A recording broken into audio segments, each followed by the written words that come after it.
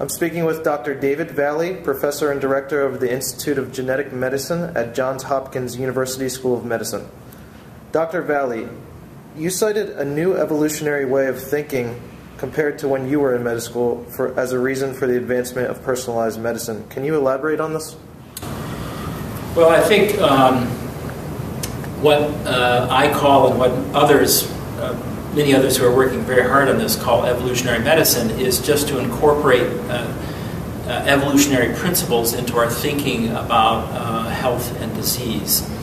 And in days gone by, we thought that there was evolution was not applicable to our species, but it turns out it is exactly applicable to our species, and it helps explain, understanding evolutionary principles helps explain who gets sick and why they get sick, and who remains healthy and why they remain healthy.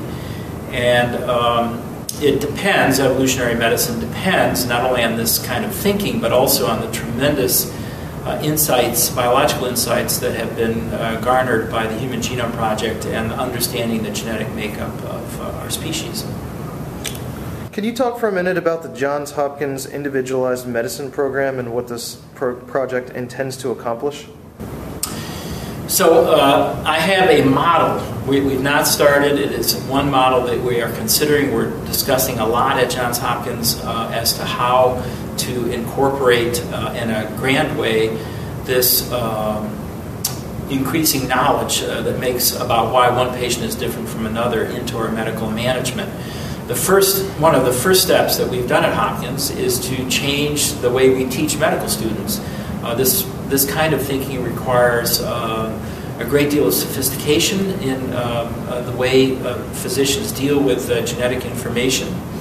And so we changed the medical school curriculum at Hopkins to something called the Genes to Society curriculum that began 2 years ago. And we've tried to incorporate the ideas of individuality and individual differences amongst one patient to the next into the way we train our medical students. So that's sort of the first step. Now we're trying to figure out how best to manage the genetic information in the clinic and incorporate it into our thinking about individual patients and into the electronic patient record.